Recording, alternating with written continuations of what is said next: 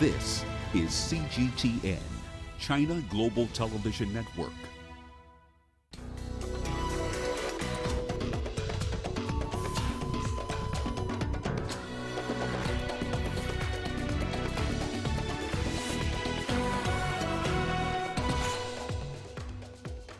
Africa reports over 23,000 COVID-19 cases as recoveries near 6,000.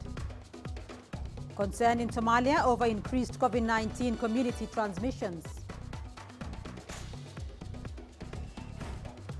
And how a cartoon monster in Nigeria is helping explain the coronavirus danger to Nigerian children.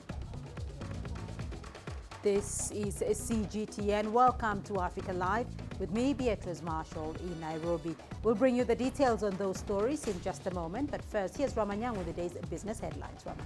Thank you very much, Beatrice. Here's what's coming up in business. Glencore reassures the Zambian government that it wants to continue mining operations in Africa's second largest copper producer. And Kenya's Safaricom expects a $52 million hit to revenue from the mobile money transfer service M-Pesa as a result of the COVID-19 pandemic. We'll have the details on those stories and lots more coming your way in the course of the hour. For now, let's start with the latest in current affairs with Beatrice. Rama, thank you. And let's start with the latest on Africa's COVID-19 cases. Africa has so far recorded more than 23,000 cases of COVID-19. The number of recoveries has risen to about 6,000. Morocco has confirmed 135 more cases of the coronavirus, bringing the total number to 2,990, the third highest country with COVID-19 infections on the continent. Meanwhile, in West Africa, the Senegalese government has confirmed 10 new infections, bringing the total number of cases to 377. In Eastern Africa, Ethiopia has confirmed 3 new cases, bringing the total number of cases to 111. Kenya has confirmed 11 new cases of COVID-19. The total number of infections now stand at 281, the highest number recorded in the East African region. In Central Africa, Congo-Brazzaville has reported 11 new infections, bringing the total number of COVID-19 infections to 160, while neighboring Democratic Republic of Congo has 327 coronavirus cases. The country is also battling an Ebola outbreak. Well, let's cross over to the DRC now. I'm joined by CGTN's Chris Ochamringa, who's live for us in Kinshasa. Chris, let's start off with the latest on the COVID-19 cases. Neighboring Congo-Brazzaville has recorded 17 new cases. Can you give us more details? Yes, health authorities in neighboring Congo-Brazzaville recorded 17 new cases, which brought the total of cases in that country to 160. Now, the country has a population of about 5 million people. It has a weak healthcare system, but you know, that's where the headquarters of the World Health Organization for the African region is based. And so the authorities there are working very closely with the government of Congo-Brazzaville to try and contain this outbreak. You know, they're encouraging people to maintain social distancing measures, wash their hands, and apply all the guidelines that have been issued to try and stop the spread of this disease. Well, Chris, DRC, on the other hand, neighboring DRC has 327. What is the situation in Kinshasa?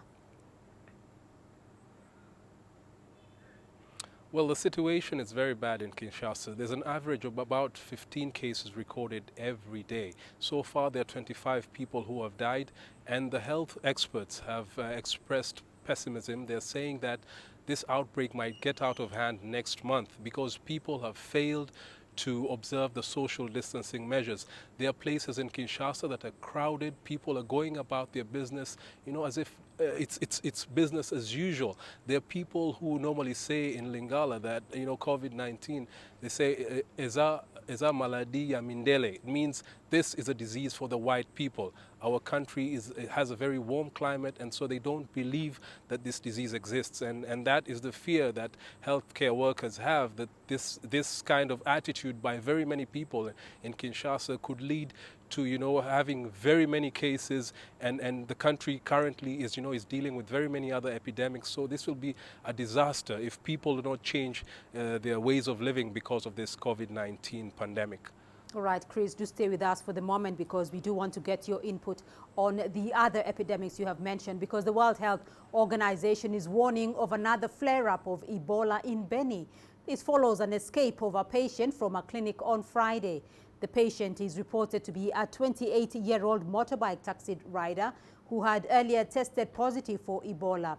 This incident has complicated efforts to contain the latest wave of the disease, which has killed 6 people since last week. Before this latest infections, the DRC had been on the verge of declaring an end to the second largest Ebola outbreak in the world. And let's return now to Chris Ochamringa for more on that outbreak of Ebola in Beni. Chris, what is the latest on the Ebola patient, though, who escaped? Well, the 28-year-old motorbike taxi rider hasn't been found. The local officials there have urged the public to volunteer information about his whereabouts. They have mounted a search to try and get him because there are fears that he will infect many other people in that area. Now, this 28-year-old taxi driver is the man who picked the person who had the first case of Ebola after 52 days without any case being reported in Beni. It was a 26-year-old electrician who had was tested positive for Ebola on the 10th of April. And so when he picked him from his home, took him to the health facility, this patient died there, and health workers managed to find him through the contact tracing, and he was taken to a health center. But then he escaped. It's not yet clear how he managed to escape, but the person is still at large. The officials are very worried that, this will lead to a flare-up of the outbreak that, had really reduced over the past 52 days. And of course, one of the concerns has been the state of DRC's health system, now also battling COVID-19. How is the country fighting the outbreaks, such as Ebola, and now added to that concerns about COVID-19 as well? The government has appealed to donors to come in and help, because they don't have enough funds to fight this deadly disease. I've been informed that the task force that's managing the COVID-19 in the DRC had requested for 135. Chris Ochamringa for us there in Kinshasa. Apologies for that loss in transmission. Now, Nigeria has reported 86 new cases of the coronavirus. This is the highest daily number of confirmed cases ever reported in the West African nation since the first case in February. Here's Phili Haza in Abuja.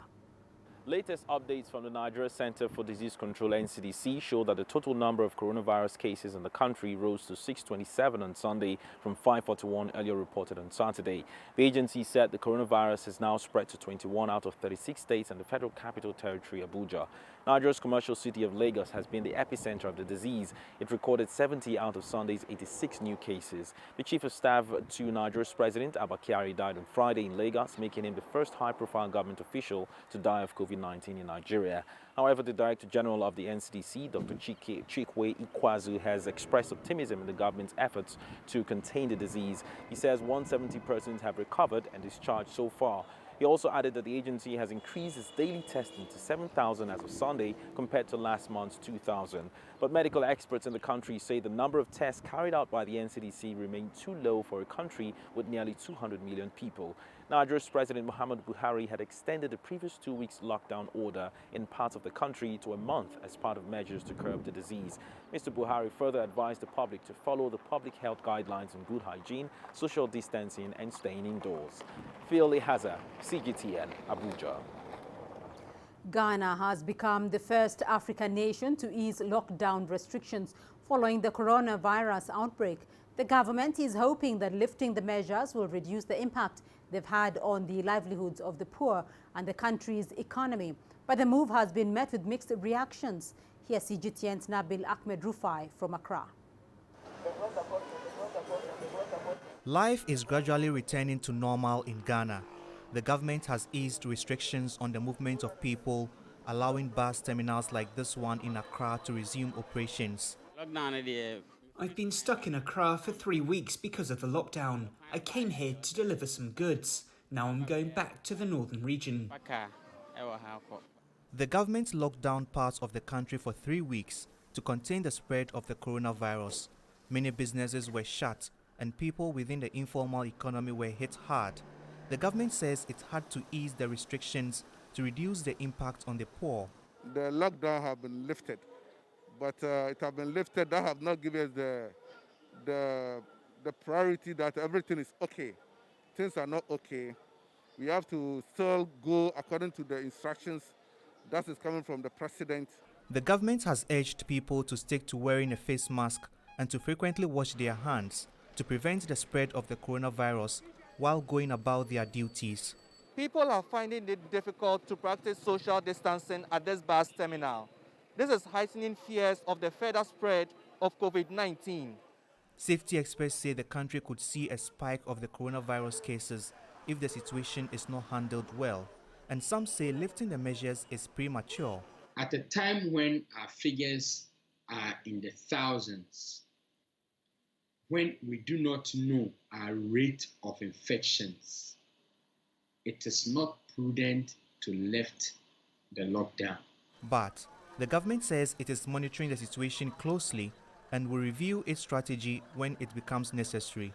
Whenever the situation so warrants, a community in which the virus is identified as becoming prevalent will be locked down until there is a clear understanding of the trajectory of the virus that will allow us to contain it. We must obey the measures still in place, including the new ones, because we know our survival depends on them. Businesses have also resumed operations, but economists say it may take a while for many to recover from the economic shocks caused by the pandemic. It's also unclear when schools will reopen or when large gatherings will be allowed. Nabil Ahmed Rufai, CGTN, Accra, Ghana. South Sudan's government is calling for more support and medical supplies, including ventilators, as it prepares for a possible increase in the spread of the coronavirus in the country. The country has 4 COVID-19 confirmed cases. CGTN's Patrick Oyet reports. South Sudan's government says it still doesn't have enough required equipment and COVID-19 testing kits needed to tackle any increase in confirmed coronavirus cases. The country is in a partial lockdown, with which is being implemented by security forces. However, South Sudan's army says its hospitals have not yet received any testing kits. Ours is really to prevent. Really to prevent. And even if it means we persevere in other lives, in other fields, it's better for us. Because I don't see us managing. South Sudan's government says COVID-19 is in its early stages in the country and can be contained using measures put in place, such as suspension of flights, social gathering, and closing of schools. Donations have started coming in from some South Sudanese business people. The items include protective gear for medical workers, cars, fuel, and hospital beds. Today, there is no time we wait outside countries. It's because all the airplanes, all the facilities of to come in South Sudan is closed. And every country is like that. South Sudan's government says the biggest challenge it faces now is the low number of ventilators in the country. For patients with the worst effects of the coronavirus, medical ventilators can offer the best chance of survival. For a nation of 11 million people, there are only 4 ventilators. China has donated 5 more, which will bring the total to 9. We will work very closely with all the colleagues, all the friends here, to fight a brief war against the epidemic. Another challenge for South Sudan is that there are only 15 hospitals in the country. South Sudan's government says it is targeting testing 500 people every week in the capital, Juba, but that for the process to succeed, it needs more testing kits and funds to facilitate the work of the medical personnel. Patrick Oyet, CGTN, Juba, South Sudan. Let's take a look at the latest global COVID-19 figures. The number of confirmed cases has passed 2.4 million globally. Over 166,000 people have died. The U.S. has seen a surge of more than 24,000 new cases over the past 24 hours. Total cases there are approaching 760,000, nearly a third of the global total. Meanwhile, more than half of all cases are in Europe, with Spain and Italy being the hardest hit. Turkey is now a major hotspot in the Middle East, with total infections topping 86,000. The Chinese mainland has seen no fatalities related to the virus over the past 5 days. However, it confirmed a dozen new infections on Sunday. 8 of them were imported. Chinese President Xi Jinping, who is also the General Secretary of the Communist Party of China's Central Committee, has toured the northwest China's Shanxi province. President Xi visited New Beiliang, a national nature reserve in the county of Jiashui, Shangluo City, to inspect ecological preservation of the Qingling Mountains. He later visited the village of Jinmi in Xiaoling Township to learn about poverty alleviation efforts. And now health officials have declared Beijing's Chaoyang district, which covers the diplomatic zones and the central business district, as the only area in China with a high risk of COVID-19. Those areas with over 50 confirmed cases and with clustering occurrence within 14 days are classified as areas with high risk. There was an imported case in Chaoyang district on April 14th, which infected 3 family members, thus making the level of risk there classified as high. Well, the National Health Commission's risk assessment model is classified as high, medium and low. The assessment is based on the number of confirmed cases and emerging cases in a 2-week period. Beijing officials say the city will expand the scope of nucleic acid tests to prevent a rebound of the COVID-19 epidemic. The capital will also step up the investigations of infections related to imported cases, strengthen monitoring of those under home quarantine, and penalize those who violate quarantine regulations. In the Middle East, coronavirus infections continue to rise. Confirmed cases in Turkey are now at 86,000, surpassing Iran's tally and making it the leading nation in the region hardest hit by COVID-19. It's also reporting over 2,000 deaths in total. Meanwhile, Iran is recording fewer new cases in the past few days. Health officials there said that 5,000 people were discharged from hospital over the past 24 hours. In Israel, the government is implementing some of the toughest control measures. Its 292 new cases bring its overall tally past 13,000. You're watching Africa Live, still ahead on the program. We take a look at the Vula mobile app that's becoming key in the fight against coronavirus in South Africa. And Egypt's harvest season to boost dwindling wheat reserves in the North African nation. You don't find the stories of North Africa by sitting on the sidelines. You've got to get out, go there, and you'll find them. In the bazaars of Casablanca, among the crowds in Cairo, who come to visit Cairo, the ancient capital of Egypt. Along the waters of the Nile, along the sands of the Sahara. No one else will take you where we can in North Africa. No one else will show you what it's all about. CGTN, see the difference.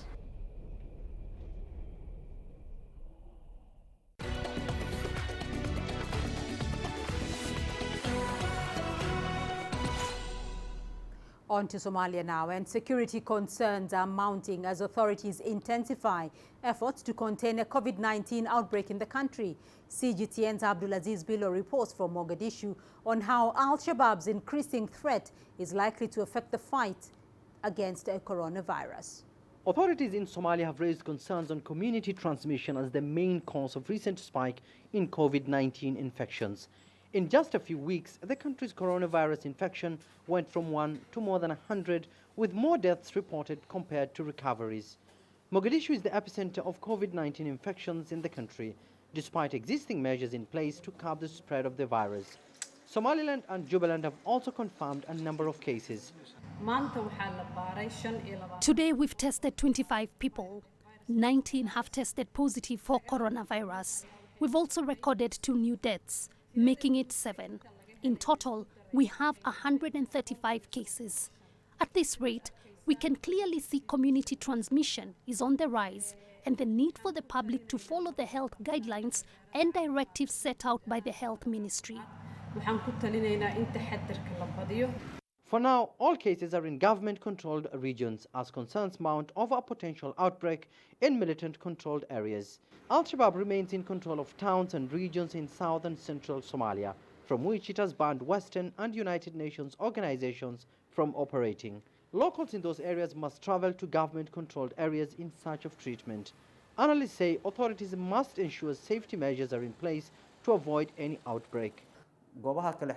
Regardless of the security situation, awareness must reach people wherever they are, including militant-controlled areas. There must be an arrangement to save lives. There are health centers in such areas. Hospitals in those areas must be ready to educate the population living in their territories. Government forces backed by African Union troops have in recent months secured towns and villages in the Lower Shabelle region, the epicenter of the decade-long armed insurgency by Al-Shabaab. The conflict has had a heavy toll on the civilian population, with Mogadishu and other big cities in Somalia hosting internally displaced persons in their hundreds of thousands. Aid organizations and several local grassroots initiatives have been visiting displacement camps in efforts to educate local community on ways to avoid contracting the virus. The country has a weak health system as a result of decades-long conflict that has destroyed vital infrastructure, including hospitals and laboratories. Abdul Aziz Bilo, CGTN, Mogadishu, Somalia. Let's now cross over to South Africa, where the Vula mobile app is becoming key in the fight against coronavirus. Vula is a referral app that connects primary healthcare workers across South Africa with various specialists. The app allows healthcare workers to contact specialists directly, ensuring a faster and more accurate referral for patients and expert advice on how to treat them. CGTN's Jelisan Jamela has more. Vula is the brainchild of Dr. William Mepham. Mepham conceived of the app idea while working at the Vula Metro Eye Clinic in rural Swaziland. He had experienced firsthand the difficulties faced by rural health workers when they need specialist advice. The aim of the app is to give health workers, particularly those in remote rural areas, a tool that helps to get patients quick and efficient specialist care. My real passion is rural medicine. My home is in the Eastern Cape. So even when I was at a medical school, I did all my electives based in the Eastern Cape. So I worked in multiple hospitals there. And then while I was there, we realized we had very poor access to specialists. And then when I went to start doing ophthalmology, I went to Swaziland, and it was the only eye clinic in the whole country. And we used to drive 4 hours at a time to reach the rural areas, do screening, and bring the patients back if they needed surgery. The app was initially only for ophthalmology referrals, but it quickly became clear that the functionality provided by Vula was widely needed. Specialists from several different fields donated their time to work with the Vula team to design functionalities for their own specialties. The specialists are now working with some non-governmental organizations in this time of the coronavirus. And then now it's in 40 specialties, ranging from dermatology, cardiology. Now, especially for COVID, we've got the doctor's helpline on Vula. And there's also a specific helpline on Vula for the health workers themselves. And then as more and more people became aware of it, more and more specialties wanted to use it. You can even refer to physiotherapists, to occupational therapists, to palliative care, social workers, and they even use it for teaching at the University of Pretoria. So even medical students are growing up on Vula, if that's the right word. The Vula app has been quite instrumental in the fight against the spread of the coronavirus. You literally can call in for a free phone call or price of a phone call. You get a doctor on the line, and that doctor can explain to you the issues around corona, or if you need to get tested, where your nearest testing station is, or how to manage your family. You know, there's so many questions that are being asked by people like us. So suddenly they can get the support they need. Non-profit organization Gift of the Givers has embarked on a mission to raise funds to assist South African medical professionals and hospitals in their effort to respond to COVID-19 cases. They're doing so with the help of the Vula mobile app that will help direct resources to where they are most needed. Yolisa Njamela for CGTN in Johannesburg, South Africa. To Cote d'Ivoire now, and the government has made wearing masks in public places mandatory. But despite this, many residents are still failing to comply with the measures put in place to help curb the spread of COVID-19. CGTN's Jen Keo tells us more. Many of the residents in Abidjan go about their business without wearing face masks or even practicing safe distancing. Despite the rising number of COVID-19 infections in the country, some still don't see the danger the coronavirus poses to their health. Here in Cote d'Ivoire, we hear about the sick, but we don't know where they are. Even the healed people are not known to the general public. So how do you expect us to believe in that? However, some have acknowledged the presence of the virus in the country and have commended the government's efforts in trying to contain it. I think the government is very transparent about the progress of coronavirus. From day one, the government has been giving all the numbers of cases every day. People do not need to see the pictures to believe that the disease is serious. The Ivorian government has put in place several health structures in an effort to combat the virus. The government has also set up screening centers in several districts in Abidjan, despite facing opposition from majority of the residents who consider these tests to be dangerous. Despite this, those that have accepted the situation are trying to educate others about the virus. We are here to give you the right information because coronavirus really exists and it's a dangerous disease. The centers we are building in the neighborhoods are so that everyone can know their status. It will help for a rapid response to the disease. We've come here to raise awareness. We are asking residents to relay the information at home. Cote d'Ivoire has 847 confirmed cases of COVID-19, making it one of the most affected countries in West Africa. The government says it will step up efforts to contain the virus. Jane Keo, CGTN. Egypt has been using up its national reserve of wheat, something that worried many after some of the countries that supply the crop reduced exports because of COVID-19. The country is, however, relieved now after local farmers started harvesting their wheat. Here's CGTN's Adel Mahroui with more. With the panic caused by COVID-19, Cairo has been rushing to increase its reserve of wheat after several countries declared restrictions on exports. Egypt was already increasing wheat cultivation area by about 10%, but waves of extreme weather decreased land productivity. The heavy rains we have seen had an impact because of the massive volume of water absorbed in the ground. We had to harvest manually instead of using machinery. That has been the biggest challenge we have seen this year after expecting a promising season. Harvesting season is here, which is still good news for a nation that relies heavily on wheat. Although social distancing is advised under the pandemic, yet farmers find themselves obliged to bring in more manpower. No one can stay at home because the harvesting season has begun. We thought about getting half the labor to harvest, but because of the rain, it takes more people to harvest the crop because it's more challenging than when the field is dry. Egypt is one of the biggest wheat importers in the world. It's been saving a 3-month reserve of that strategic crop. The harvest season boosts reserves by about 3.6 million tons, increasing the national reserve to be sufficient for up to 8 months. Adel Mahroui, CGTN, Cairo. Well, let's now go to Ram Manyang for a look at the day's business news. Rama. Thank you very much, Beatrice. Here's what's coming up in business. Glencore tells the Zambian government that it wants to continue mining operations in Africa's second largest copper producer. And Kenya's Safaricom expects a $52 million hit to revenue from the mobile money service M-Pesa.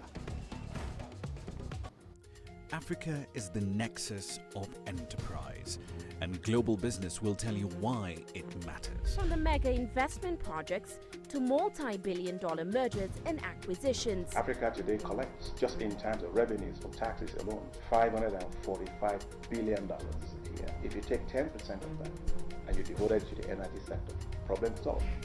All this on Global Business, weekdays at this time on CGTN.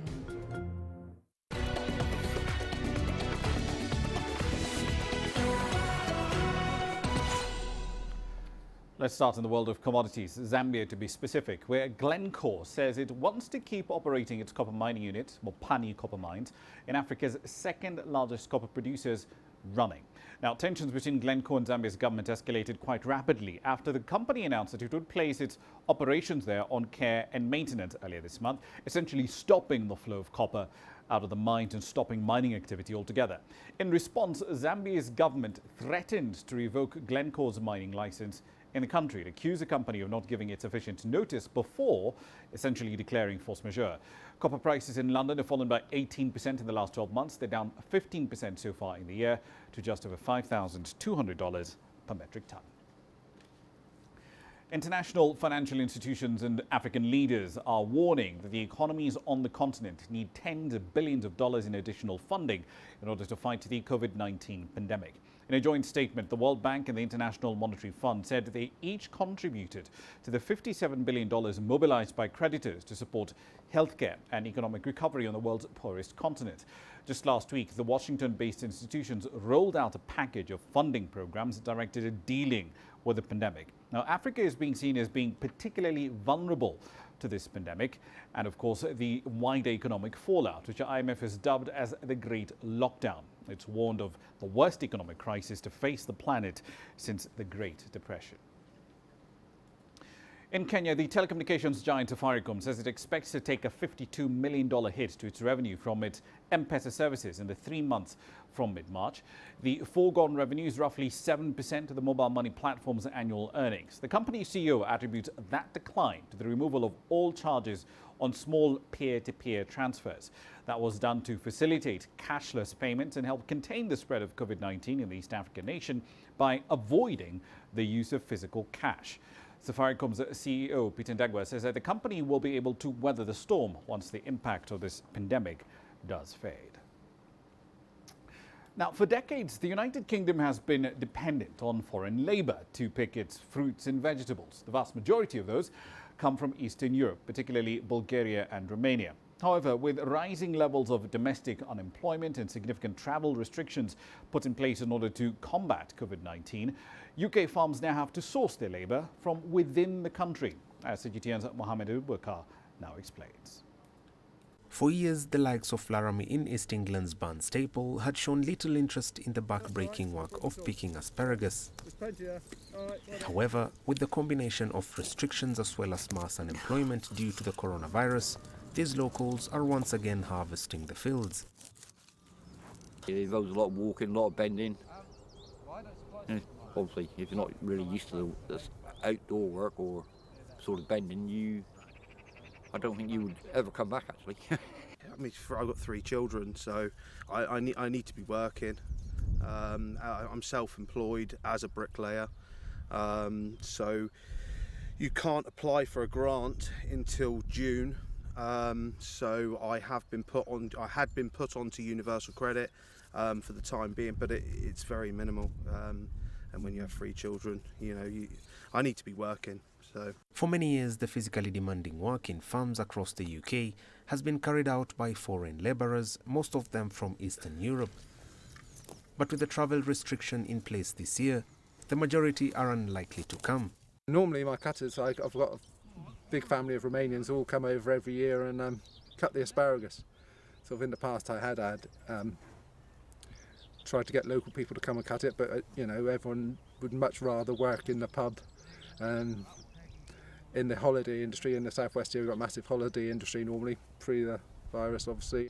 Currently, labour experts say around 80,000 jobs need to be filled in the British farming industry. Thousands of people are particularly needed in the next few weeks as the harvesting season for most farms and crops begin from May. I put a little post up on social media yesterday, and I had about 10 people message me, is there any work on the farm? You know, could you possibly get me a job on the farm? So, I mean, everybody is, you know, feeling the squeeze, you know, and needs to be in work. UK farms were already struggling with the huge shortage of labour even before the COVID-19 pandemic hit. Tightening of labour markets and Brexit are just some of the major downsides that have led to the decline of seasonal workers coming to the country. And as a result, the question that looms for many here in the UK is whether local workers will be willing to put in long hours day in, day out, or will they down tools as soon as the lockdown is lifted and businesses resume operations? Mohammed Abubakar, CGTN. Now, this COVID-19 pandemic has also sent a record number of Americans, over 22 million as of the end of last week, in fact, to seek unemployment benefits. For millions of citizens, they're in a place they could never have imagined. Now, aside from government subsidies, people are also turning to food banks, and the pantries in turn are being stretched to breaking point. CGTN's Sean Caleb's reports from North Carolina. Near water's edge in the vacation town of Morehead City along North Carolina's coast, a simple, small building houses Martha's Mission. It's a food bank that in reality is providing much more help to the community than it was ever designed to offer. We see a lot of tears, and that's heartbreaking. People aren't used to not being able to go to the grocery store and buy for themselves. One of the side effects of the COVID-19 pandemic is record unemployment. Okay. That's what brought Heather Golden in, so she and her 3 children could load bag after bag of needed goods in their SUV. Of course, I'm out of work like everybody else. I haven't worked in 3 weeks, and times are just tough, and we need help. The message of social distancing reached Morehead City before the bottom fell out of the economy. All the volunteers here mask up, as they call it, and wear latex gloves to keep the virus from further spreading. But this is a vacation town, and Wade says families are coming in from nearby larger cities in North Carolina, like Raleigh and Charlotte, to ride out the pandemic. Usually the tourist dollars are lifeblood to the region, but right now the summertime influx is adding to the strain. And instead of bringing their supplies with them, they're buying the supplies here at the stores, and that's taking it away from people here in the community. Martha's Mission usually provides food for about 350 people a month. Right now, the demand for fresh vegetables, canned goods, and meat is pushing the tiny food bank to the limit, and their inventory is constantly running low. Demand has increased about 4-fold. Now the pantry is feeding about 400 people each week. And a lot of people, they feel ashamed of coming in, and we try our best to put them at ease. Don't be ashamed. All of us are in the same boat. We're all in this together. I think there's probably people that has been here that's probably never been here a day in their life. I really do believe that. We have people that are so used to working every day, and they come in and they're like, we have kids. I wouldn't be here if it was not for the kids. No one wants to get sick from COVID-19, but then again, many people living paycheck to paycheck never thought they would lose their safety net. And while the virus is certainly unleashing its worst, there is no question it is also bringing out the best in many. Sean Caleb, CGTN, Morehead City, North Carolina. Now, as governments try to counter the economic damage that's being inflicted on the economies brought about, of course, by this pandemic, one group of persons seems to have been left out of rescue measures. We're talking about migrants and temporary skilled workers. And that's particularly true in Australia and New Zealand. Here are correspondents Greg Navarro and Owen Poland. When Lydia, who didn't want us to use her last name, landed a job as a food and beverage manager a few months ago, her employer agreed to sponsor her for a temporary skilled migrant visa. I love my job. I love being busy, and the environment with alongside with a great team. The German national was one of an estimated 1 million temporary migrants, including international students and skilled workers living in Australia. The Australian economy has been much more dependent on this continuous flow of temporary migration than at any other time in its history. Measures to slow the spread of COVID-19 effectively shut down the hospitality industry and meant that Lydia was suddenly out of work with no pathway to residency. She and other temporary migrants have been excluded from government financial support packages aimed at helping people who've lost their jobs. Many don't understand why they can't get the federal help they desperately need to survive. Especially if you've been in the country for a couple of years now and you have done and paid your fees and your taxes and, and your bills. Some experts believe excluding temporary migrants from economic support packages could have long-term impacts. We will find it hard to kick up the temporary migration program as soon as this virus is over, and we'll be saying, well, why haven't they come back? Perhaps because we didn't treat them with respect and with equality during the crisis. The impact that temporary migrant workers have on businesses, industries, and the nation's economy as a whole isn't unique to Australia. Neither is the plight that many face because of the global pandemic. Here in New Zealand, migrant workers represent more than 10% of the workforce. Many of them are employed in the hospitality and tourism sectors, which have been hit hard by border closures and this month's lockdown. Their future is uncertain, but migrants working in supermarkets have suddenly gained new status as essential workers. Despite being classified as a temporary worker, Gurpreet Singh has become a supermarket checkout manager, responsible for 37 people and working long, stressful hours on the front line of the COVID crisis. But immigration officials won't grant her residency. We work for this country, we work hard, we pay the tax, everything, and they're still saying like I am not doing enough duties. How come they can do that? Immigration lawyer Alistair McClymont says the pandemic highlights the value of temporary workers. Not having a pathway to residency is the main driver of exploitation of migrant workers. And I think now would be the perfect opportunity for this government to say, hey, thanks for feeding us and thanks for looking after our people. And Gurpreet worries about what to tell her New Zealand-born son and daughter stranded in India. I have no answer at the moment. I don't know my status here at the moment. And how could I can just tell her, yeah, I'm coming at this time. I can't lie her. Owen Poland, CGTN, Auckland. And I'll leave you there for the time being, but I'll be back at the top of the hour. We'll be looking at Ghana's decision to lift a nationwide lockdown amidst this coronavirus pandemic. It's the first African country to actually remove some of those restrictions. What informed it, and how is this likely to play out? We'll be live in a crowd with some answers for you at 1800 GMT. See you then. For now, back to Beatrice. Rama, thank you. And we still have more news for you here on the program. Here's what's ahead. We'll be telling you how a cartoon monster in Nigeria is helping explain the coronavirus danger to Nigerian children. Join us in Global Business and see Africa through our eyes. The greatest journeys, the greatest sights, the greatest adventures. Here in Kanata, this weir allows the locals to walk on water. We're far more than just TV news. We're your passport to the wonders of Africa. To bring you stories of struggle, survival and hope.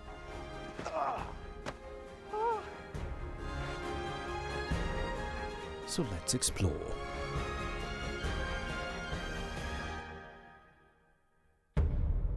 CGTN. See the difference.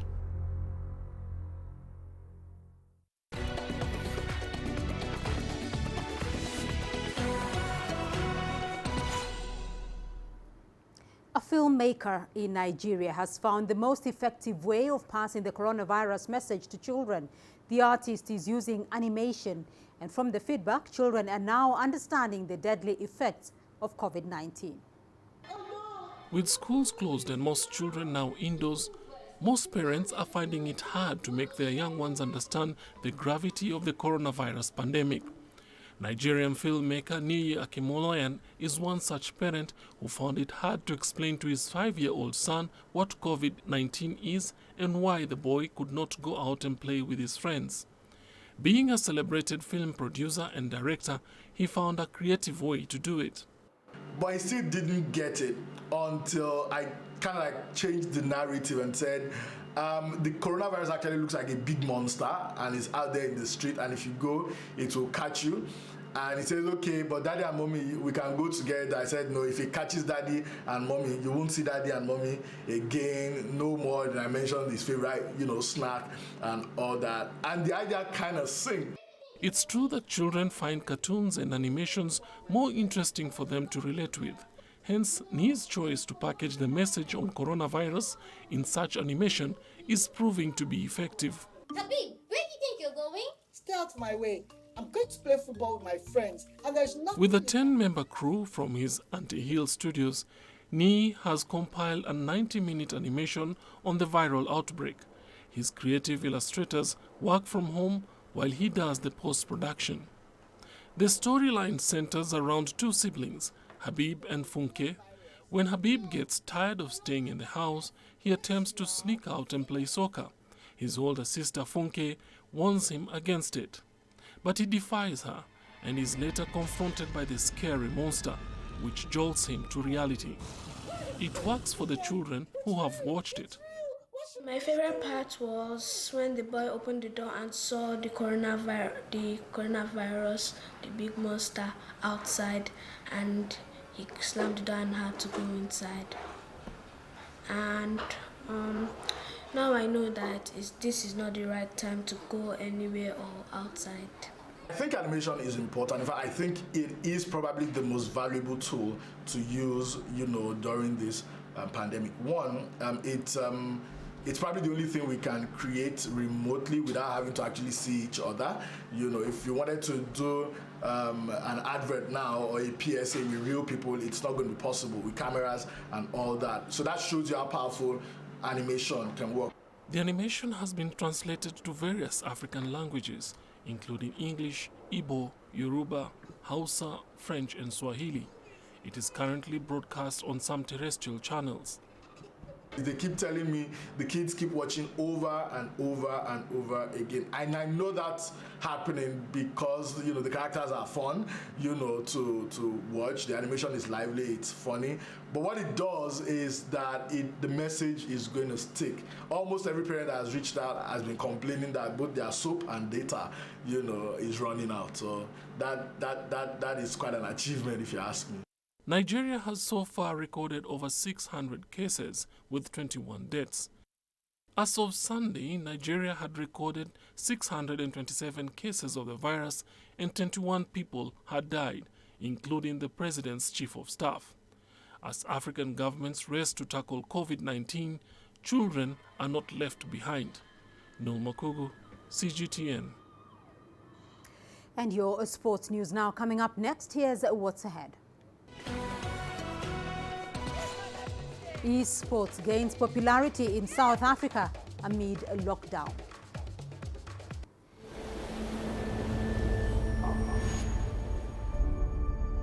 How would you create your legend? On the fields, on the tracks, in the arenas of Africa. Were you born to be a player? Could this moment be yours?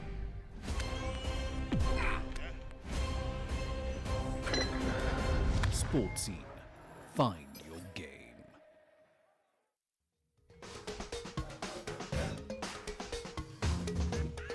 Africa Live. Find your voice.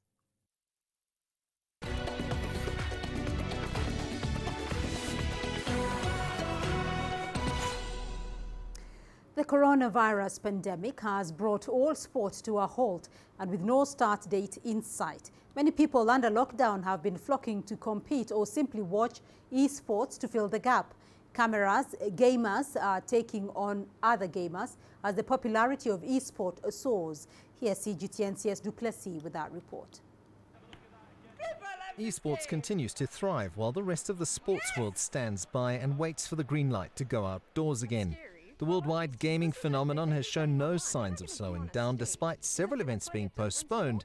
But this, according to esports commentator Sam Wright, is because gaming is easily accessible and possible without leaving home. Esports is appealing because we all like competition. It's the same reason we watch football or rugby. We like watching the best of the best go up against each other. We like competing to see where we rank, and I think that's why esports is so appealing to gamers, because it gives us an opportunity to, one, play with our friends, but two, also be a little bit competitive, see where we rank, and maybe potentially be one of the best in the world. And as stadiums go quiet, esports is filling the void as more people start playing battle royale games like Fortnite, Apex Legends and PUBG Mobile. And at the same time, watch streams on Twitch and YouTube of gamers playing competitively or for fun.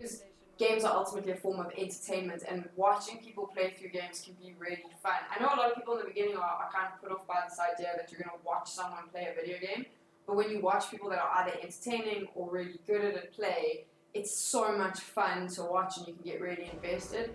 A lot of work still needs to be done to grow esports in South Africa, and with an ever-expanding appetite for gaming, the future appears bright for a sport that globally possesses huge audiences and large amounts of prize money for the top teams. I think we're still at the ground level and there's so much room for us to grow, to develop, and specifically to create our own style. I think right now we kind of just mirror what we're seeing in Europe, but I believe we have a unique set of circumstances in a very unique country that will allow us to completely change it and make it very much South African.